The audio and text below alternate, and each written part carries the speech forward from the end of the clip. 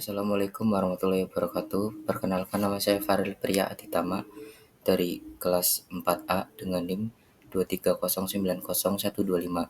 Di sini saya akan membuat video untuk memperbaiki nilai pengantar kecerdasan buatan.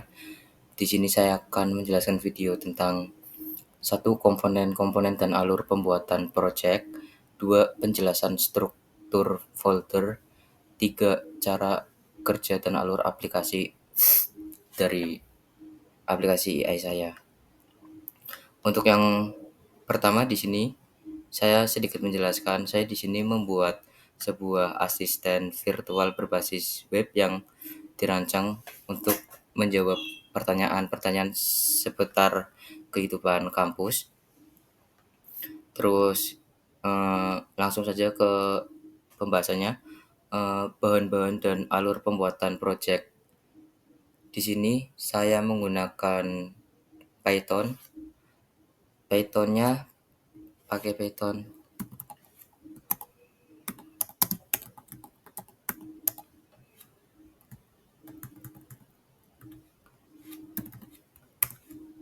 Di sini saya memakai Python 3.13.3. Terus saya menggunakan Flash, sebuah micro framework yang digunakan untuk membangun back-end aplikasinya. Saya memilih Flash karena lebih ringan dan fleksibel untuk diintegrasikan. Terus saya juga memakai scikit-learn, pustaka machine learning yang menyediakan semua alat untuk membangun model, termasuk TF-ID Effectorizer untuk mengubah teks menjadi angka dan multinomial Naive Bayes sebagai algoritmanya. Terus di sini juga saya menggunakan NLTK, yaitu Natural Language Toolkit, yaitu pustaka fundamental untuk tugas NLP dalam proyek ini. Perannya adalah untuk tokenisasi atau memecah kalimat menjadi kata-kata dan menyediakan daftar stop words untuk membuat kata-kata umum yang tidak penting. Terus juga di sini ada Sastrawi, yaitu pustaka khusus untuk bahasa Indonesia yang melakukan stemming, yaitu proses penting untuk mengubah kata-kata berimbuhan ke bentuk dasarnya, misalnya pendaftaran menjadi daftar. Terus saya juga menambahkan Pandas.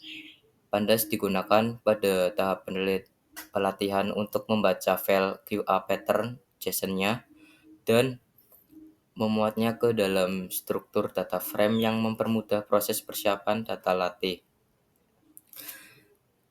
Di sini saya memakai algoritma multinomial Naive Bayes karena lebih efisien, sangat cepat dalam melatih model karena perhitungannya berbasis probabilitas yang sederhana. Dua, performa tinggi untuk teks. Algoritma ini secara inheren dirancang untuk bekerja dengan data berupa frekuensi kata. Yang ketiga, akurasi yang baik. Untuk tugas klasifikasi dengan kategori yang jelas seperti chatbot FIQ, MNB mampu memberikan akurasi yang tinggi dan dapat diandalkan. Untuk selanjutnya yaitu alur pembuatan project. Project ini dibangun dalam dua fase utama, yaitu fase pelatihan offline yaitu script train model PY dijalankan untuk membaca QA pattern JSON, memproses datanya, dan melatih model AI. Hasilnya adalah sebuah file chatbot model PKL yang berisi otak AI yang sudah terlatih. Seperti ini train modelnya, PY-nya. Pertama, persiapan fungsi, terus yang kedua memuat data latihannya, yang ketiga membangun pipeline model AI-nya, yang keempat melatih modelnya, yang kelima menyimpan modelnya.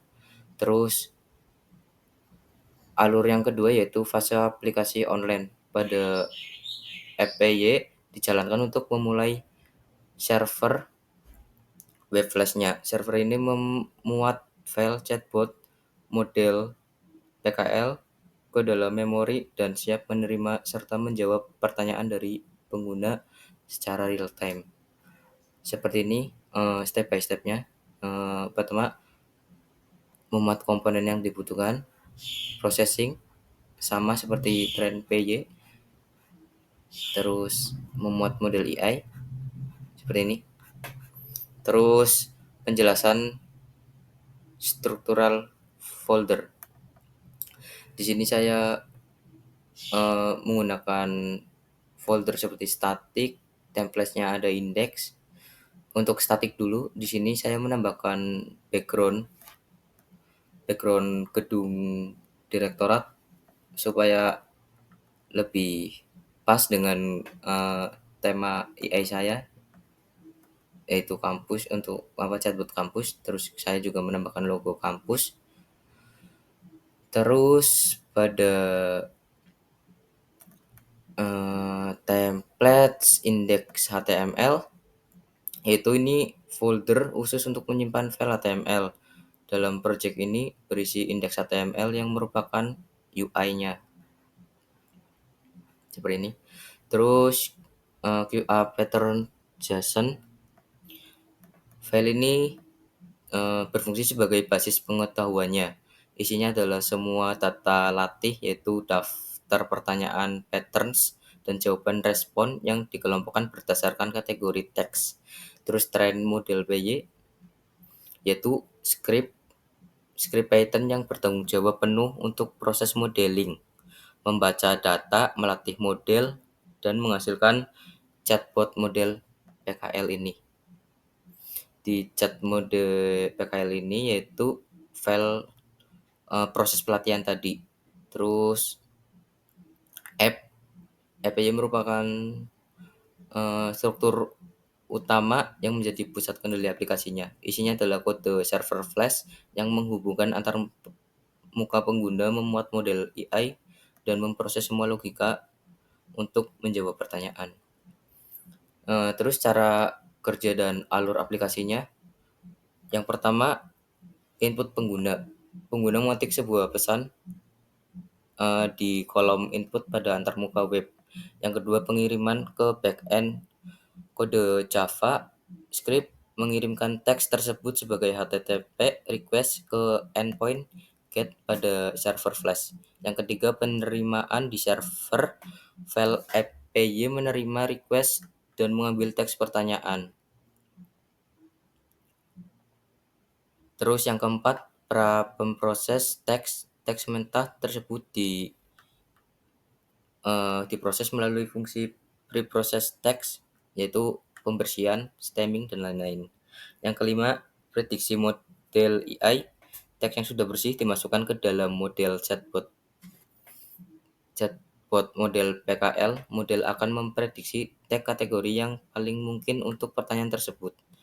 Logika keputusan. Yang keenam, server memeriksa tingkat keyakinan prediksi. Jika terlalu rendah, teks akan diubah menjadi default untuk menangani pertanyaan di luar topik.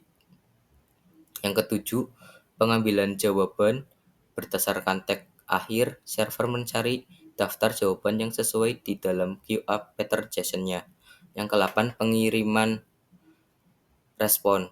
Server memilih satu jawaban secara acak dan mengirimkannya kembali ke klien dalam format JSON.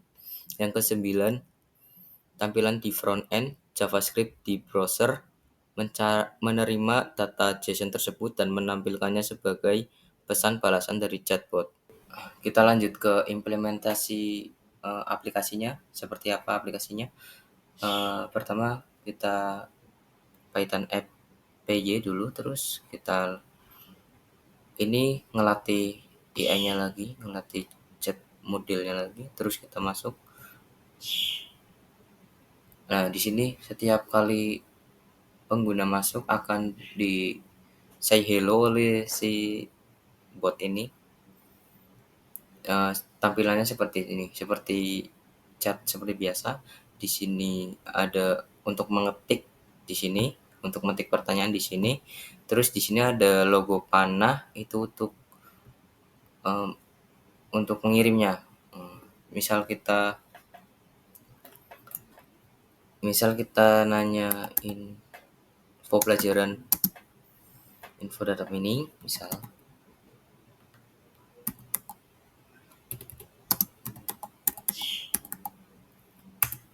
Nah, di sini dia akan memproses apa yang saya pertanyakan, langsung dijawab seperti ini. Terus misal kita akan nanya info pendaftaran.